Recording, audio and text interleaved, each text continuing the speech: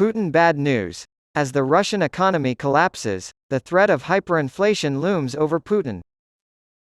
Even as Western economies suffered from the fallout of Russia's invasion of Ukraine, Vladimir Putin was boastful about the state of Russia's own economy.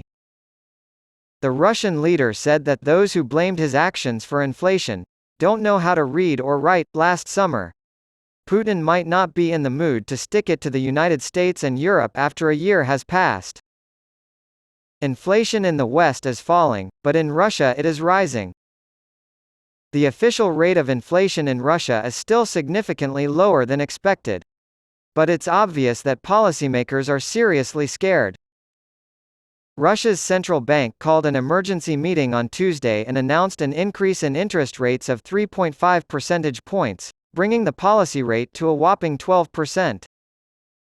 This came a full month before the bank's regular decision meeting on September 15. The increase was much larger than the average prediction of 2 percentage points. It came after the bank's first intervention in over a year, a 1 percentage point hike in July that also beat forecasts. Putin's economic advisor criticized the central bank after the ruble dropped below 100 against the dollar on Monday, prompting the August decision to stabilize the currency. However, intensifying inflationary risks necessitate further increases, the bank warned. The value of the ruble has fallen by about a quarter since the beginning of the year, increasing the price of imported goods. A combination of a scarce labor pool, government spending to stimulate demand, and sanctions to restrict supply has led to rapid wage growth.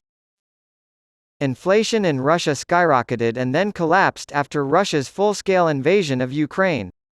Compared to the United Kingdom, where inflation is capped at 4%, consumer prices in April were rising at a slower rate of 2.3%.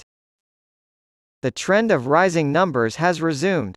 Inflation reached 3.3% in June, an all-time high for this indicator. According to Benjamin Hilgenstock of the Kyiv School of Economics, this number may seem low but is skewed by the extremely high pace of inflation recorded during the initial months of the war. He also notes that the monthly inflation rate of 0.6% indicates that prices are rising much more quickly than annual figures indicate. And this time, price increases are expected to last for the long haul.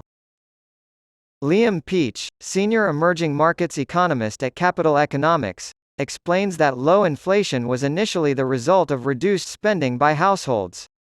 Energy price increases have boosted Russia's trade surplus and bolstered the ruble. This resulted in a lower price for imported goods. Now, a lot of those factors have reversed, Peach says. The economy has a lot of pent-up demand, but it's running into some pretty severe supply constraints right now. The combination of this government spending and the recent decline in the value of the ruble has been very bad for Russia's inflation dynamics. For the time being, inflation is still under 10%. However, hyperinflation, where prices increase by more than 50% per month, is a real possibility in the Russian capital of Moscow. Timothy Ash, an associate fellow in Chatham House's Russia and Eurasia program, believes it is obviously possible in Russia. Consider the 90s. They're not first-timers. After the Soviet Union's demise, inflation soared to 1,500% as state price controls were lifted and shock treatment rapidly introduced Western market forces. In conclusion, hyperinflation does not appear likely at this time. If there is hyperinflation, the regime will collapse, as Ash puts it. That's the tipping point where economies start to completely fall apart. You have got a few things that would need to come together, he said, but the longer the war goes on, maybe 3 years down the line, it is a much increased probability. If political unrest lasts long enough to cause a currency collapse at the same time that sanctions and falling commodity prices are reducing national revenues, hyperinflation could result, he warns. Price increases in Russia are inevitable, even if the current crisis is avoided. Peach predicts that inflationary pressures will increase because the Russian economy is currently experiencing greater supply constraints than at any time since the start of the war.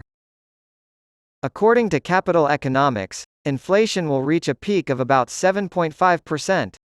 It could be even higher, but the policy response will help to cool the economy, explains Peach. Whatever the case may be, the Russian central bank is in a tough spot right now. Since the government is unlikely to reduce its military spending, further significant rate hikes are required to stem the decline of the ruble.